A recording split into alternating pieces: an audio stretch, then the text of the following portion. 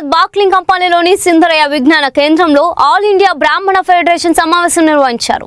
బ్రాహ్మణుల ఆర్థిక, సామాజిక, రాజకీయ భవిష్యత్తుకు భరోసా కల్పించే ఫెడరేషన్ పనిచేస్తుందని సంస్థ నేషనల్ సెక్రటరీ జనరల్ ద్రోణం రాజు రవికుమార్ తెలిపారు. బ్రాహ్మణుల అభ్యున్నతి, వారికి జరుగుతున్న అన్యాయాలపై నిరంతరం పోరాడతామని చెప్పారు. తెలంగాణలో బ్రాహ్మణులకు రాజకీయంగా తగిన ప్రాధాన్యత దక్కడం లేదని విమర్శించారు. బ్రాహ్మణ పరిషత్కు 100 కోట్ల నిధులు కేటాయించాలని, విదేశీ విద్య కోసం వివేకానంద పథకాన్ని కొనసాగించాలని డిమాండ్ చేశారు. ఫ్యూచర్ సిటీ అభివృద్ధిలో బ్రాహ్మణ సంక్షేమం కోసం 4 ఎకరాలు భూమి కేటాయించాలని కోరారు. సత్యనారాయణ స్వామి మూర్తిని తెలంగాణ ఇన్ఛార్జ్గా నియమించారు.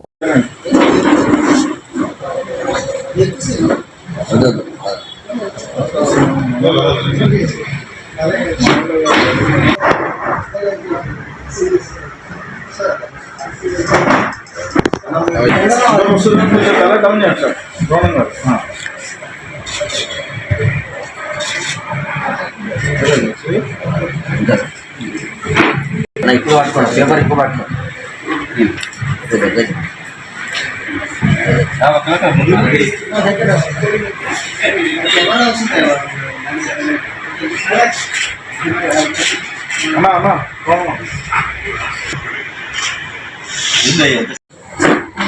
చాలా రోజుల తర్వాత భాగ్యనగరంలో ఆల్ ఇండియా బ్రాహ్మణ ఫెడరేషన్ యొక్క కార్యవర్గాన్ని విస్తరించడానికి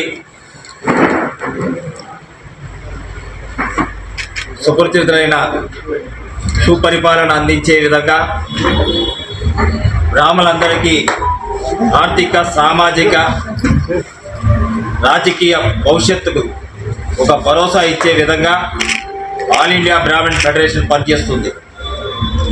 ఈరోజు భారతదేశంలో 28 రాష్ట్రాలు, 3 కేంద్ర పాలిత ప్రాంతాల్లో కూడా ఆల్ ఇండియా బ్రాహ్మణ ఫెడరేషన్ ఉంది. ఈ యొక్క సంస్థ ముఖ్య ఉద్దేశం బ్రాహ్మణుల యొక్క అభ్యున్నతి కోసమే పోరాడడం, బ్రాహ్మణుల యొక్క ఔన్నత్యానికి కోసం, వారి యొక్క జరుగుతున్న అన్యాయాల కోసం పోరాడమే ఈ యొక్క ముఖ్య ఉద్దేశంతో 1984లో ఇది స్థాపించడం జరిగింది. సుమారు 43 సంవత్సరాలు సుదీర్ఘ ప్రయాణంలో ఈ సంస్థ కొనసాగుతోంది. ఈరోజు మొట్టమొదటిసారిగా అనేక కార్యక్రమాల్లో పాల్గొన్న వ్యక్తి, అలానే 2002 నుంచి కూడా బ్రాహ్మణ అభ్యున్నతి కోసం పాటుపడుతూ అనేక సంస్థల్లో పనిచేస్తూ ఈరోజు నేను కూడా మీకు తోడుగా వస్తానని చెప్పి మాతో ప్రయాణం చేస్తానని చెప్పి ముందుకొచ్చి ఉన్న నైషధ సత్యనారాయణమూర్తి గారికి ఈరోజు మేము తెలంగాణ ఇన్ఛార్జిగా, ఆల్ ఇండియా ఉపాధ్యక్షులుగా నియమిస్తూ మేము ముందుగా ఉత్తర్వులు జారీ చేస్తున్నాం. ఈ మా నాయకులు, మా అధ్యక్షులు ఎస్డి శర్మ గారి యొక్క ఆదేశాల అనుసారం జరుగుతున్నది. ముందుగా ఇక్కడ సమస్యల గురించి మాట్లాడాలంటే ఏ పార్టీ కూడా సముచిత రాజకీయ స్థానాలు కలిగించడం లేదు. అది భారతీయ జనతా పార్టీ కానీ, బీఆర్ఎస్ కానీ, కాంగ్రెస్ కానీ, తెలుగుదేశం మరి లేదు కాబట్టి దాని గురించి మాట్లాడుకోవడం కూడా కరెక్ట్ కాదని మేము భావిస్తున్నాం. ఈరోజు మేము కోరుకుంటుంది ఏంటంటే, ఒకప్పుడు 33 మంది ఉన్నామయ్యా, మేము చెప్పుకోవడానికి మాత్రమే పనికొస్తున్నాం. కానీ ఈరోజు ఆ సంఖ్య ఒకటికే పరిమితం అయిపోయాం. జనాభా లేక కాదు మాకు. ఈరోజు హైదరాబాద్ జంట నగరాలు 23 కాన్స్టిట్యున్సీల్లో ఏ పార్టీ గెలవాలన్నా, ఏ పార్టీని ఓడగొట్టాలన్నా కూడా బ్రాహ్మణులే ముఖ్య పాత్రధారి. ఇది అన్ని పార్టీలు కూడా తెలుసుకోవాలి. ఒకప్పుడు టీఆర్ఎస్ ప్రభుత్వంలో కనీసం మాకు ఒక బిల్డింగ్ కట్టారు, ఒక కార్పొరేషన్ పెట్టారు, 275 కోట్లు ఇచ్చారు. కానీ ఈరోజు మరి కాంగ్రెస్ పార్టీలో బ్రాహ్మణ కార్పొరేషన్ ఒక చైర్మన్ని, వైస్ చైర్మన్ మాత్రమే వేశారు కానీ నిధులు లేవు, కానీ విధులు కల్పించారు. మరి నిధులు లేని సంస్థకు చైర్మన్ వేసినా కూడా వారిని మేము తిట్టుకోవడమే కానీ వారిని మేము విభేదించుకోవడమే తప్ప యుద్ధం చేయడమే తప్ప న్యాయం జరగదనే ఒక భావనతో ఈరోజు రాష్ట్ర ప్రభుత్వాన్ని మేము కోరుతుంది, తక్షణం ఒక 100 కోట్లు మీరు మన బ్రాహ్మణ పరిషత్కు శాంక్షన్ చేయాలని, దాని ద్వారా ఏదైతే పూర్వం ఆగిపోయిన కొన్ని పథకాలు వివేకానంద పథకం కానీ మరి అమెరికాకి వెళ్ళిపోయారు, సుమారు 40 నుంచి 50 మంది అమెరికా వెళ్ళిపోయారు. ఆ పథకానికి వాళ్ళకందరికి శాంక్షన్ లెటర్లు ఇచ్చారు, అప్పులు చేసుకున్నారు, బాధలు పడుతున్నారు.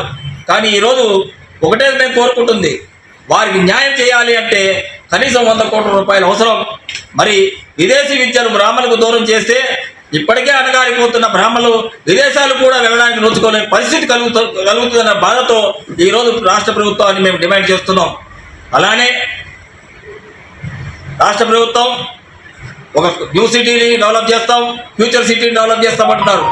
అయ్యా, సనాతన ధర్మంలో, హిందూ ధర్మంలో ఏదైతే మనిషి చనిపోయిన తర్వాత ఏవైతే కార్యక్రమాలు చేయడానికి సరైన సదుపాయాలు లేవు, ఆ సదుపాయాలు కల్పించడానికి 4 దిక్కలా కనుక ఆల్ ఇండియా బ్రాహ్మణ ఫెడరేషన్కి 4 ఎకరాల స్థలం ఇస్తే వాటిల్లో మేము బిల్డింగ్లు నిర్మించుకుని అందరికీ అన్ని సదుపాయాలు కల్పిస్తూ ఆ యొక్క అపరకర్మను చేసుకోవడానికి ఒక అవకాశం మీకు కల్పించడానికి సిద్ధంగా ఉన్నామని ఈ రాష్ట్ర ప్రభుత్వానికి మీ ద్వారా తెలియజేస్తున్నాము. అలానే మరి రాబోయే రోజుల్లో మరి భాగ్యనగరాన్ని సుదీర్ఘ విస్తరణ చేయడం జరిగింది. 330 పైన డివిజన్లు తయారు చేశారు. అలానే మాకు రాజకీయంగా పునరావాసం కల్పించవలసిన బాధ్యత రాష్ట్ర ప్రభుత్వాలదే. ఎందుకంటే జనాభా నిష్పత్తి ప్రకారం ఇచ్చినా కూడా మాకు సుమారు 10 నుంచి 20 స్థానాలు ఇవ్వాలి అని మేము డిమాండ్ చేస్తున్నాం. రాబోయే రోజుల్లో అన్ని పార్టీలను కలుస్తాం, అందరితో కలిసి సమైక్యంగా పోరాడతాం. మాకు ఇక్కడ ఉన్న అన్ని సంఘాలతో కూడా మేము ఏకమవుతాం. వారందరినీ కూడా ముందుకు తీసుకెళ్ళి ఈ యొక్క సమస్యలు ఏవైతే ఉన్నాయో ప్రతి దానికి మేము పోరాడడానికి రాబోయే రోజుల్లో సిద్ధంగా ఉంటామని తెలియజేస్తూ, ఇప్పుడు నైషధ సత్యనారాయణ మూర్తి గారికి మేము నియామక పత్రం ఇవ్వడం జరుగుతుంది.